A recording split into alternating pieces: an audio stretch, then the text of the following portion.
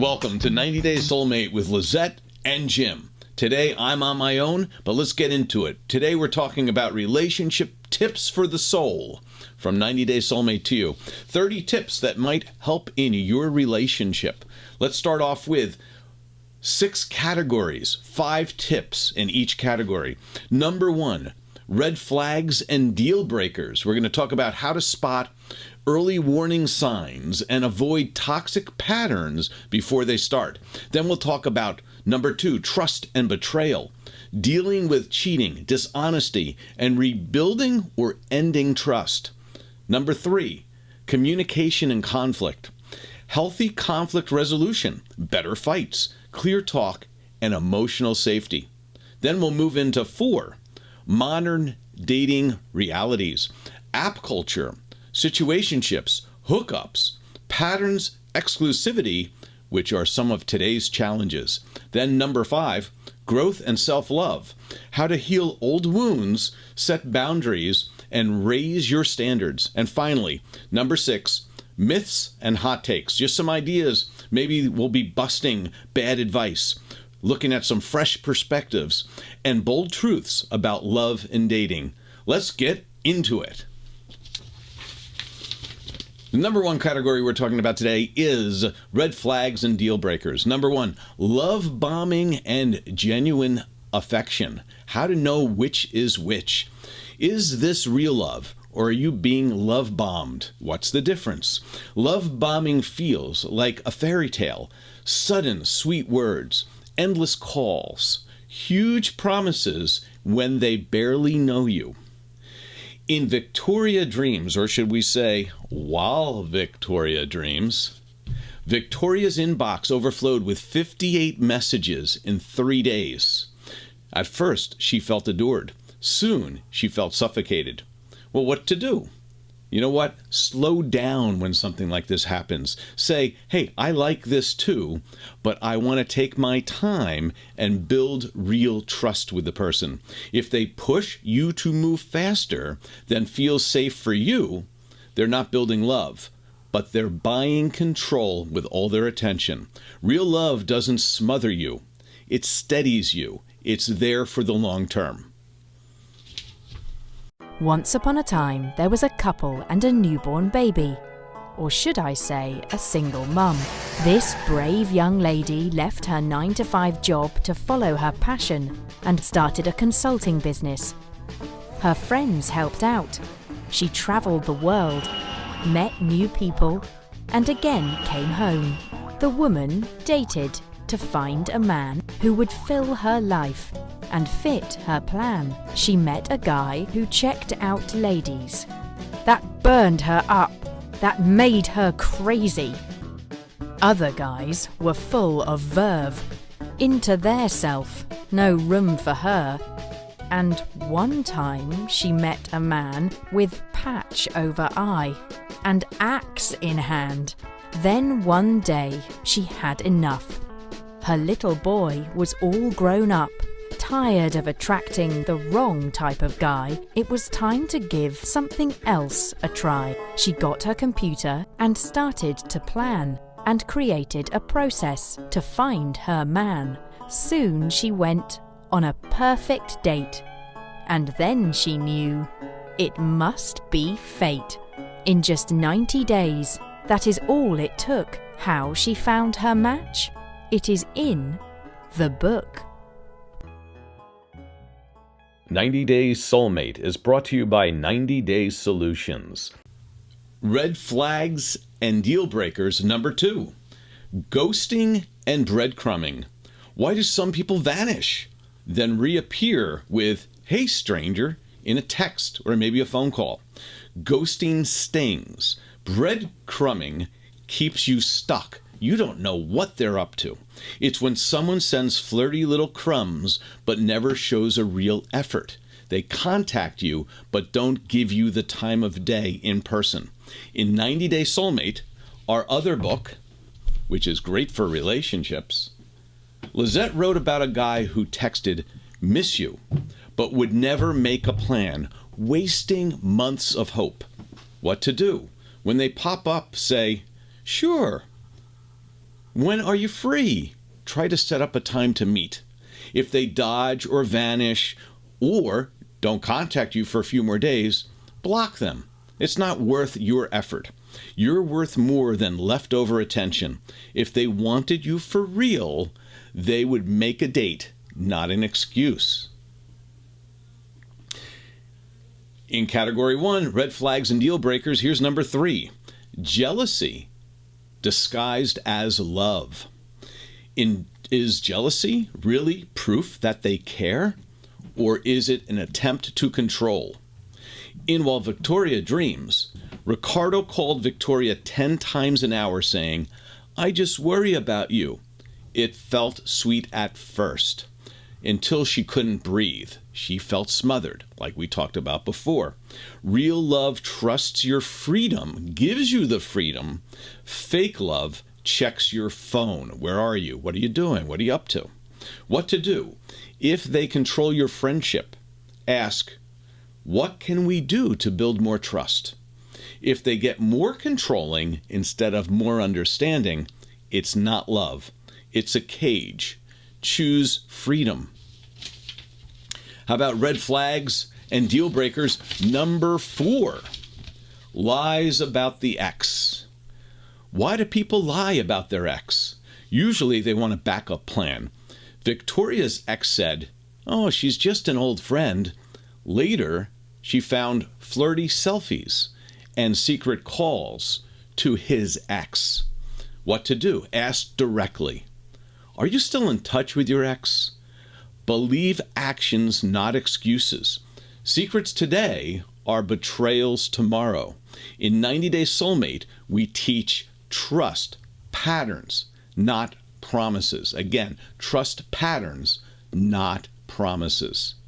And now there's a little difference between a couple of these things here, because we have one where we want to be able to have the freedom to check the other person's phone. But as we get into it, we'll find out that jealousy, where someone checks your phone, versus trust, is a fine line at times. How about red flags and deal breakers? Number 5, too fast, too soon. Is moving too fast romantic, or is it reckless? Fast sparks feel magical. We all have to admit that. Victoria once dated a man who wanted to meet her family after only 3 dates. It hid big flaws she didn't see until he showed his controlling side. So, I want to meet your family. I want to do this. I want to do that. Moving things too fast. What to do? If they say "I love you" very quickly, before they actually know you, you can say, "Hey, I like you too, but I want to build this properly. I want to get to know you." If they respect it, that's a good sign. If they rush harder, run. Fast love often burns fast. Real love paces itself. It takes time. It gives time. You build stronger relationship over time. It doesn't fade. We'll be back with our second category right after this. Tired of attracting the wrong type of guy, it was time to give something else a try. She got her computer and started to plan, and created a process to find her man. Soon she went on a perfect date. And then she knew it must be fate. In just 90 days, that is all it took. How she found her match? It is in the book. 90 Days Soulmate is brought to you by 90 Days Solutions. Welcome back to 90 Days Soulmate with Lizette and Jim. Again, I'm on my own today. The second category of relationship tips for the soul is trust and betrayal. Micro-cheating. If you've heard of micro-cheating, what is that? What is micro-cheating? It's tiny betrayals that feel harmless at first, but they do crack trust. Late night flirty DMs with somebody other than you, hidden photos, just friends with an ex. In 90 Day Soulmate, in our book, we explain how small secrets can grow into big resentments. What to do? Agree on clear rules. What feels okay? What crosses the line? You need to have this discussion and agree. If you're on eggshells and you can't, maybe it's not the right relationship. If you feel the urge to hide it, it's wrong already. Honesty is cheaper than heartbreak. It's also cheaper than divorce. Number 2 of category 2, trust and betrayal, is emotional affairs. These are affairs that aren't physical, but they're emotional. Can you cheat without touching? Yes. An emotional affair starts when you share deep secrets with someone who isn't your partner. Victoria caught herself telling her work buddy things that she didn't tell her boyfriend. It chipped away at her real relationship. This happens a lot in relationships where you start emotionally connecting with somebody about your relationship and then you find yourself drawn to them. Emotional cheating is how many physical relationships, cheating relationships, start. What to do? If you tell another person things that you hide from your partner, stop. Bring it back home. Protect your deepest thoughts. They belong where real love is. And if you find yourself not being able to speak about these deep thoughts with your partner, maybe it's the wrong partner. The third tip out of category 2, trust and betrayal. Rebuilding trust after lies. Can trust be rebuilt? Yes, but not with pretty words. Victoria forgave a lie once, but demanded daily transparency. Open photos, no secret meetups, and honest answers from her partner. It worked because actions matched apologies. What to do? Well, if you lied, confess the whole truth once. Then live so openly in the relationship that trust can breathe again. If they lied to you, forgive slowly, but verify daily. Trust is glass. Once it's cracked and it's broken, it takes care to hold it, and it's really difficult to put back together. How about the fourth tip from trust and betrayal? Checking their phones. Should you check your partner's phone? If you feel the need, trust is already shaky. Healthy couples have privacy but no secrets. In 90 Day Soulmate, we show how real love makes phones boring because honesty is normal. So again, there's a fine line between just allowing your phone to be checked by your partner whenever and your partner trying to secretly check your phone, or the other way around. Like Lizette and I, we allow each other complete access to each other's phones, but we hardly ever feel the need to check them. What to do? Instead of snooping, ask the other person, is there something I'd find on your phone that would upset me? You could probably tell right away from their reaction what is going on. Love should not need detective work. If you're finding yourself having to check their phone and them hiding or changing the password on you, now that will build resentment and it will make you break the trust. Finally, the fifth on trust and betrayal. Can a cheater change? Should you forgive them? Sometimes, but rarely twice. One mistake with real remorse can heal. Repeated cheating is a pattern. It's not an accident. In 90 Day Soulmate, we always say, one chance with proof, no repeats. What to do? If you forgive, require therapy. Open phone access between the couple. And have radical honesty. You have to be able to share thoughts, ask questions, and get truthful answers. If they slip again, love yourself more than their excuses. There are, however, in cheating, quote, something that may go beyond your ability to forgive. And what does cheating mean? Does it mean just having some emotional contact with somebody outside the relationship and realizing it and saying, hey, I did this, please forgive me? Or does it go beyond that? And you have to be comfortable with what is the limit of what you're comfortable with. We're going to move into our third category of relationship tips. This is communication and conflict. This is category 3. Number 1, silent treatment versus cooling off. Is ignoring your partner healthy? And when is it if it is?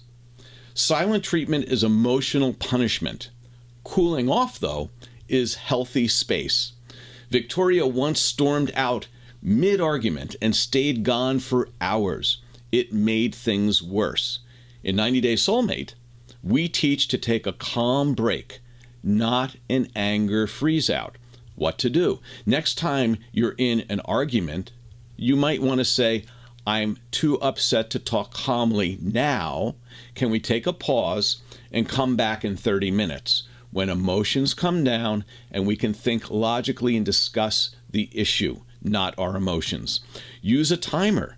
Silence that ends in reconnection can heal the relationship. Silence that ends in more silence destroys the relationship. Number 2 in communication and conflict. Fighting fair. When you're arguing, how to fight fair. When does fighting, or what does fighting fair mean? It means fighting to fix the problem, not win. No yelling, no insults, no ancient grudges, no things that you go back in time and relive the past. In 90 Day Soulmate, we teach couples to say, I feel hurt when, instead of, you always do this. What to say and what to do. Stay on topic. If you're too angry, write down your thoughts and swap letters before you have a conversation. Healthy couples do fight, but they fight like a team, not like enemies. They want to come to a solution together and grow stronger together. When you resolve a fight together in a positive way, it builds trust that you can come to each other when there are those hard conversations, and trust that you'll come to a better, stronger understanding together. How about number 3? We need to talk anxiety. If you've ever had that in a relationship where the partner says, hey, when you come home tonight, we need to talk. Wow, that builds anxiety. Why does it scare people? Why does we need to talk scare people so much? It's vague. It sounds like bad news. It's almost like a threat in a way. Victoria's ex would say that and then drop shocking confessions. It builds dread, not trust. Maybe they have something to confess, like cheating, or maybe they want to break up. But having that message hours before getting back together can be very scary. What to do? Be clear. Can we talk about our trip? Can we talk about something that went on at the office with my boss? Not just can we talk. Be specific. I want to share something on my mind. Something that lets the other person know what it might be about so they're not worrying about it before the meeting. Clarity calms fear. Surprises stir panic. We're always fearful of the unknown. Good talkers avoid mystery. That means couples that talk well together don't leave things mysterious as to what might this be about, unless it's a surprise party. Number 4 in communication and conflict is passive aggression. What's worse than yelling? Quiet revenge. Victoria once slammed every cabinet in the kitchen instead of saying she was upset. It made her partner feel confused and cornered. What to do instead? Name the feeling early. I'm frustrated because blank. Why? Can we talk about it later today?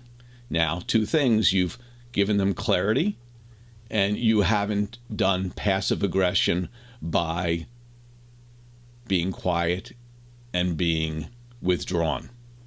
Small, honest words beat big silent storms. Hidden anger always leaks out and is messier much later. And finally, 5 in this section is, how do we fight about dumb stuff and why do we do it? Victoria and her ex once fought about towels. But, as you probably are well aware, when you fight about ridiculous things, it's usually not about those things. In this case, it wasn't about the towels. It was about feeling ignored that week. Petty fights hide deeper feelings. That makes sense. What to do? Pause and ask yourself, am I really mad about the dishes or do I feel unseen? Fix the root cause. The surface fight vanishes when you feel heard.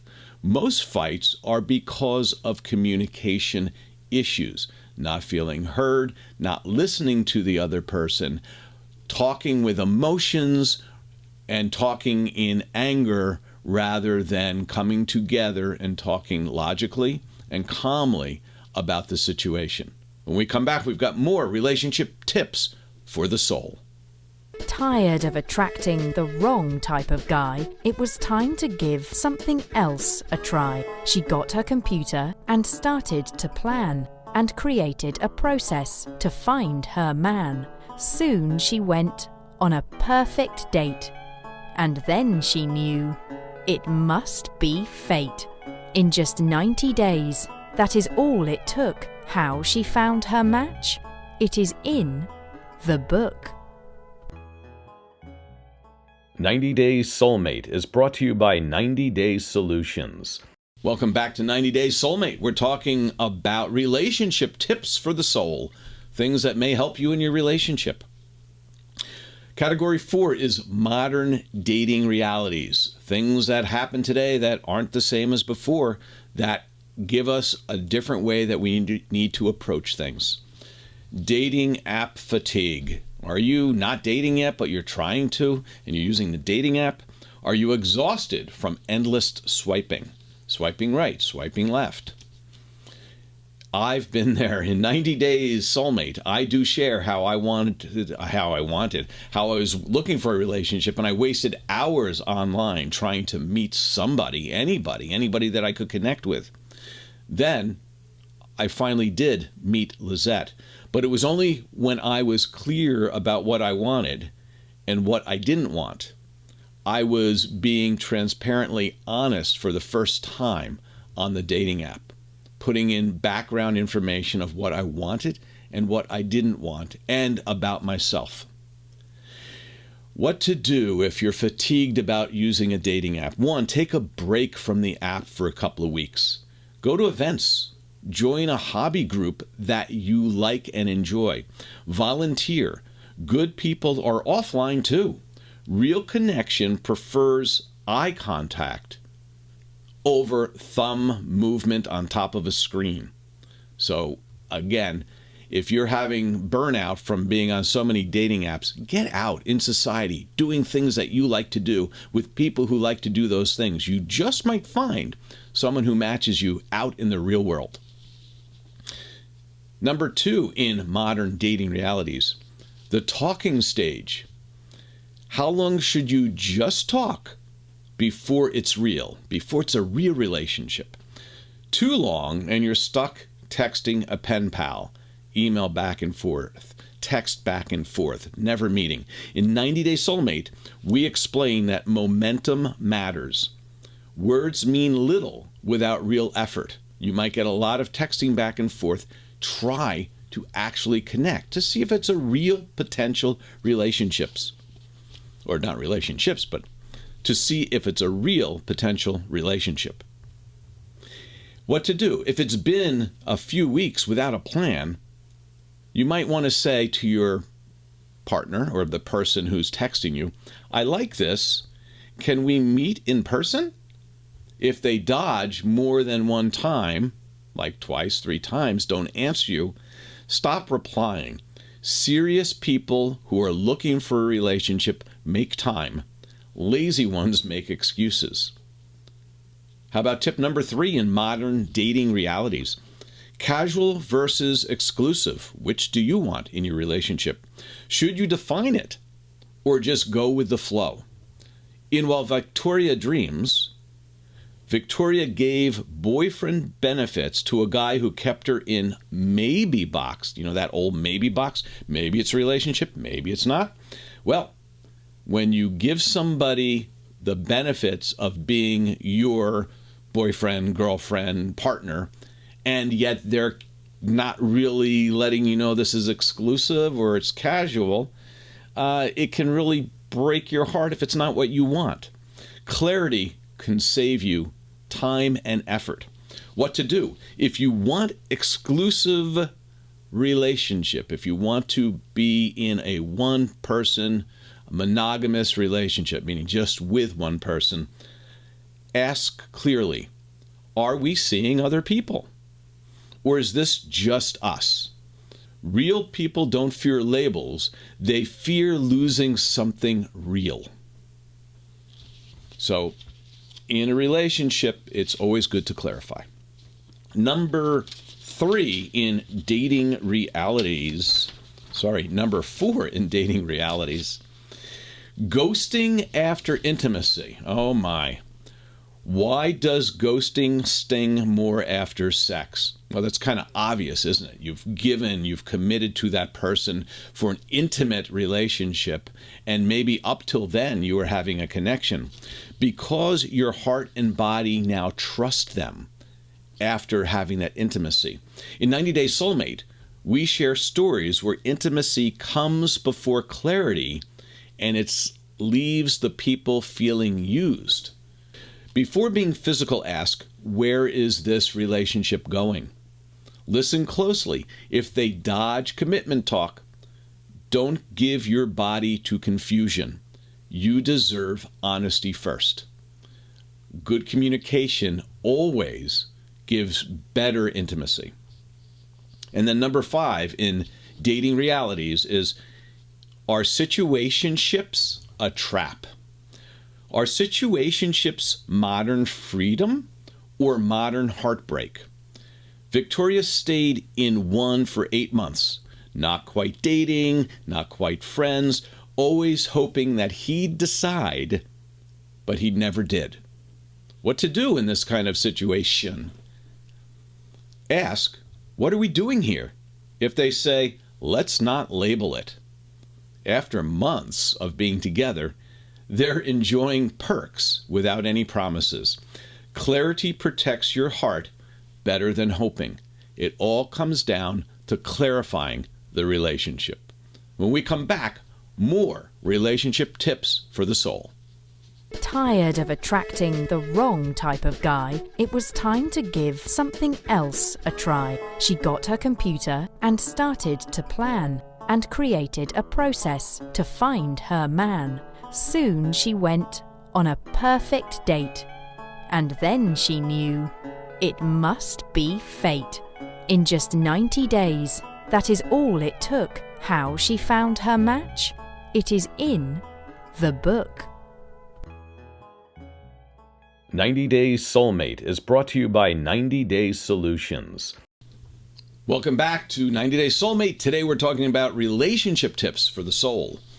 Number 5 category of relationship tips is growth and self-love. Why? Number 1, why you attract the wrong partners. Why do you keep picking the wrong ones? We all do. In 90 Days Soulmate, we share how self-worth shapes who you choose. When you feel unworthy, you attract people who prove you right. Broken attracts broken. Healthy attracts healthy. What to do? Write down your dream partner's top 10 qualities. In our book, we did 40. Actually, my wife did 40, Lizette. Rate yourself on all these qualities. If you want loyalty, are you loyal to your partner? Are you loyal to yourself? If you want ambition, are you working on your own ambition?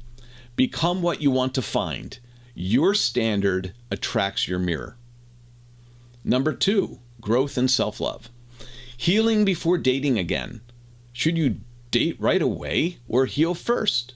After a breakup, what to do? So sometimes after a breakup, we stay single on purpose. We travel alone, Journal old relationships, what worked and what didn't work. Learn about our patterns in relationships. Learn to enjoy our own company. When you have this time in your life, you can rebuild your soul. When I met Lizette after going through this process myself, I was ready for a relationship. What to do? Take intentional time alone. In 90 Day Soulmate, we break this down step by step. Write your lessons, sit with your pain, forgive yourself for your misgivings, for your missteps. Forgive them. Heal so your next love doesn't have to bandage old wounds. You don't want to take wounds to a new relationship. Growth and self-love. Number 3, lonely in a relationship. Have you ever felt lonelier next to somebody than alone? Victoria did. She'd lie awake beside this guy, yet feel miles apart. Emotional distance hurts more than physical miles. What to do? Do daily check-ins, 5 minutes. Phones away. So put your phones away and get connected with your partner. Ask, how's your heart today? Don't try to fix them. Just listen to them and how they feel. Small daily closeness stops drifting away from your partner. Don't just share a bed, share your soul, but with the right person. Sometimes we lie in bed and we're distant from the person, and there's not a reason to get closer. Know the difference. And then our number 4 tip in growth and self-love, Boundaries 101. Boundaries are important. Why are boundaries attractive? Are boundaries attractive? Before I learned about boundaries myself, I said yes too much about anything. I would hope it would prove my love. It would make me more connected to the person that I was dating. Over time, it builds resentment, however. In 90 Day Soulmate, we teach boundaries don't push people away. They teach them how to love you properly. Boundaries match you with your perfect person for you, or the perfect person for you. Not just the person you're trying to impress or win over. Sometimes we say yes early on in a relationship to try to win them over to us, to attract them from other competitors out there. But if that's not truly who we are, it just sets us up for failure. What to do? Practice saying no kindly to people. Protect your time, your energy, your phone space. The right person loves you more when you love yourself enough to draw lines. And then finally, 5, overthinking text replies. Whew.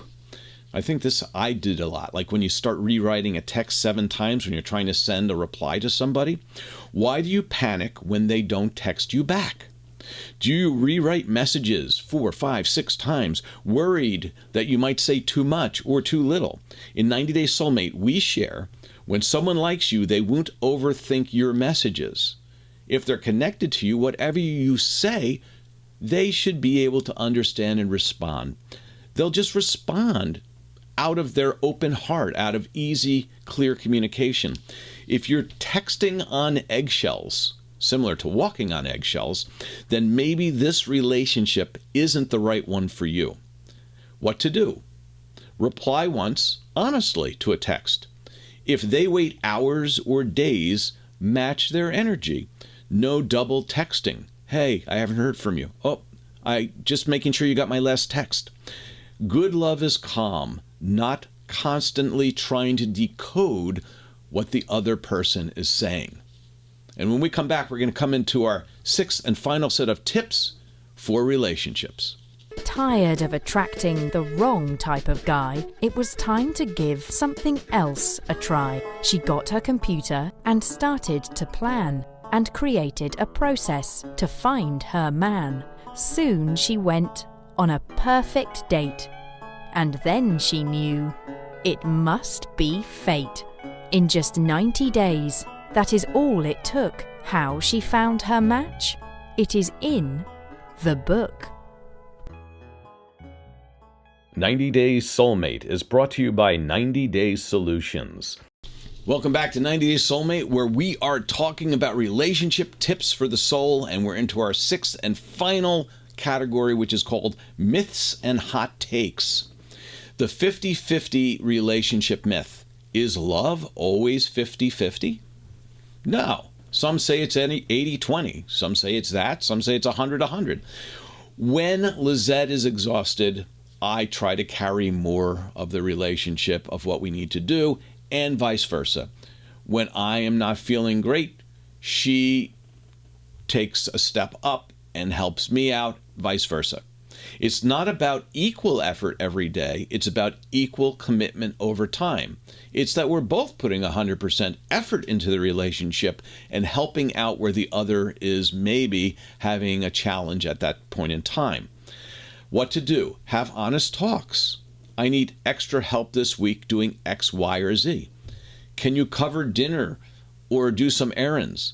Good couples take turns carrying the heavy loads. Love is not a math problem. It's teamwork. It's taking care of everything together. Number 2, myths and hot takes. Is soulmate realistic? Are soulmates real?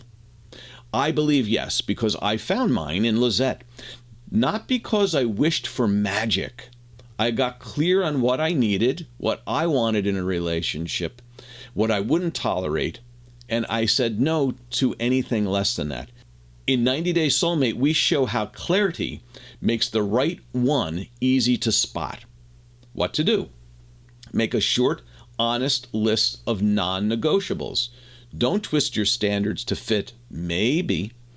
Your soulmate fits you. You don't shrink to fit them. In 90 Days Soulmate, Lizette had 40 items that she wanted in a relationship, and she found me who fit all 40 items.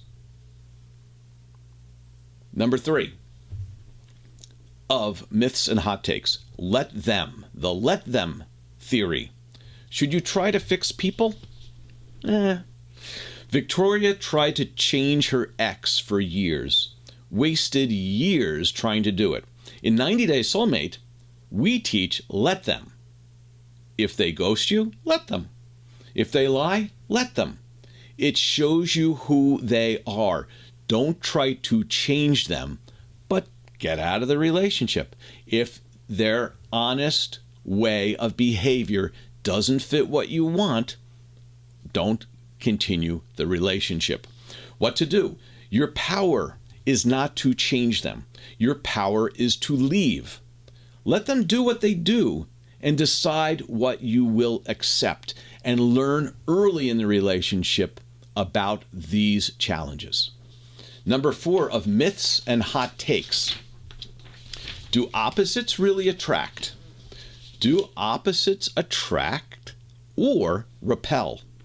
Lizette and I are different in hobbies and what we like to do, but identical in values. We're honest, we have faith, we're loyal. That's why it works, is common values. In 90 Days Soulmate, we warn that shared core values matter much more than shared hobbies. Who you are at a core determines what you will and will not accept from somebody who is like you in the future versus just what are the hobbies that are similar.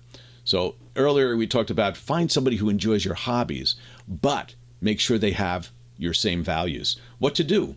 Enjoy differences in music, in movies, and food, but align on goals, on trust, on family vision.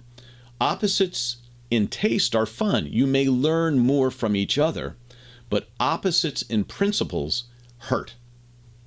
And then finally, in hot takes and myths, bad relationship advice. What is the worst love advice? Play hard to get. Make them jealous. Many try this strategy in their early dating days.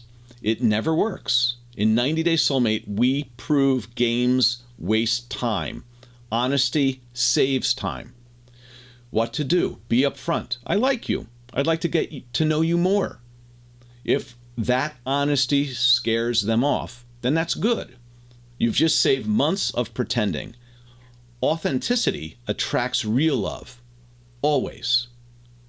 Playing hard to get may make someone go after you to win you, but in the long run, they did it because of emotion and competitiveness, not truly connecting with you. Do you imagine that there's an alien creature living inside of you, controlling you, making you do everything that you choose to do? Your thoughts are not your own. Your emotions are not your own. Your essence is not your own. For 3.5 billion years on Earth, bacteria have been living here. Can you believe it? Yes. And you know where they are today? They are in our stomach. They're in our intestines. They may be controlling everything we do, and they may be using us as a host to survive, to gain food for them, for they can multiply, so they can travel where they need the right temperature to survive, the right food to survive. Maybe they decide eat chocolate or wine. It's not my fault. It's the bacteria. It's the bacteria fault. Now I have someone to blame. There you go. What we're going to talk about today is shocking behavioral influences. Things that influence our behavior. Bacteria, epigenetics, and our prefrontal cortex. The expression of your genes can be triggered not only by your environment, not only by your family, but how about by your gut bacteria? Can you believe that? Mm-hmm. The gut bacteria and what they do and the chemistry that they create inside us is so powerful that it can actually make us do things without us even knowing. And what I mean by that is it controls our emotion. Maybe we're not feeling so good today. Maybe we're feeling unhappy, maybe depressed, maybe happy. You know what? Gut bacteria. Mm-hmm. I'm really hungry today. Gut bacteria. Yeah. I've got a headache. I've got a cold. Low energy. Low energy. Gut bacteria. Yeah. By the way, today's show wasn't going to start off with gut bacteria, but I just had this feeling. What did you do last I night? had this feeling. I don't know. I had this gut feeling that's Okay. I gotcha. to go on this. I got All right. You got me. So we're going to actually start off with a little bit of information that we took from our show that we did in October. I think it was October, what was it? October 15th of 2023, which was all about the gut. And that was really getting into how it's made, the different organs and different stuff. And we're going to put that aside because that's not as important as the bacteria itself. Yeah. So let's get started on this. Our tour.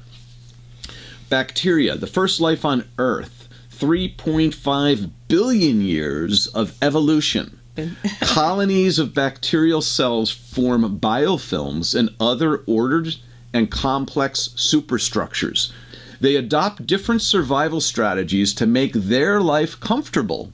Bacteria communicate with each other, and my argument that humans are simply a protective shroud to aid in the survival of bacteria. So the human body has 10 to the 14th microbes. That's individual bacteria. 10 to the 14th means 1 and then 14 zeros after it. There are 10 times more bacteria within our body than there are human cells. They are the important components of the microbiota ecosystem in the human gut. And there are over 1,000 species of bacteria in our body shortly after birth. Most of them, the majority of them, are unknown species. Did you know that? No, I believe that somebody know about everybody. No, it's like, hey, who are you? I don't know. Where did you come from? I don't know. I came across the border. Oh, Oh, illegal. Illegal bacteria. no, undocumented bacteria. Okay. Okay. Within a short time of birth, we are whittling down those 1,000 species to about 500, and they become our pattern, our personal pattern. This intestinal microbiota stabilizes to a more adult-like profile around 1 year of age. The ones that are most suited for our environment are the ones that survive. Composition of the gut bacteria community in the stomach and colon is distinctive for every human being. It basically becomes a personal fingerprint and a secret to personality, emotions, and how we see the world. Those are my expressions, by the way. I believe that the bacteria that we have in our gut, when you start to understand what it does, and we're going to get into the chemistry of gut bacteria in a little bit, but it does change our personality. It does influence our emotions. And because of those two things, it influences how we see the world. It influences our behavior. So we were talking about the gut bacteria being whittled down to these like 500 species after about a year. They are the most likely ones to survive. And it's like kind of symbiotic in a way, right? Because you're eating things that they like, you're living in an environment they like. But now think about family stress. Yeah. The stress in your family, the interactions, the other chemicals that you get released into your body because of your environment influences the chemistry of your gut, and therefore influences the survival of certain bacteria. It's a cycle. So it is. It can be a cycle that goes up, building strength, or it can tear you down. It's just like if you're eating really bad stuff and it's killing off good stuff in your stomach, it can be a downward cycle, just like we're talking about it being an upward cycle. Gut bacteria, you know what it does? It produces serotonin in the digestive tract. So 90% of the body's serotonin comes from the digestive tract. The gut alters the availability of tryptophan, impacting serotonin synthesis in the brain, and that impacts our mood and behavior. It also produces short-chain fatty acids, which promote the growth and function of the cells, which are rich sources of serotonin in the gut. Increased serotonin availability in the neonatal gut can improve the immune tolerance of the child. So these things are all positive things, but if you take it the other way, if you do it the opposite, it becomes negative. If you create so much, you can have low defense, low immune system. Immune system. And in fact, I want to go back to that, is the gut itself is the first protection to an invasion of viruses and other bacteria. Imbalances in gut microbiota can disrupt communication between the brain and the gut. By the way, the gut produces a lot of the chemicals the brain uses. It can lead to mental health disorders like anxiety, depression, and neurodevelopmental conditions. Insufficient serotonin levels in the gut can also cause physical symptoms like diarrhea, constipation, bloating, and cramping. How do you think you're going to get along on a day when you're bloating, cramping, and have diarrhea? So I remember one part of my life when I have a lot of stress, I have gastritis. And this is the bit, and I went to many doctors, take a lot of medicine, and I discovered for myself that I need to sleep more because I sleep almost 4 hours per day. Oh, that much? That much. Wow. Because I was a strong lady. And then I figured out sleeping 8 or 10 hours, I start to feel better. And then you get back to 6 or 7 or 8 later on. Yeah. But that's the gut told you. Says, hey, your gut tells you got to settle down and take care of it. Yeah. The survival of the gut. Right? It makes you sick when you're not taking care of it. And that's actually true. If you're not taking care of your gut, it can't take care of you. That ends our set of 6 categories, 30 tips, relationship tips for the soul. And again, we went over red flags and deal breakers, trust and betrayal, communication and conflict, modern dating realities, growth and self-love, and finally, the myths and hot takes. We hope you enjoyed today's show. Look forward to getting back with you next week.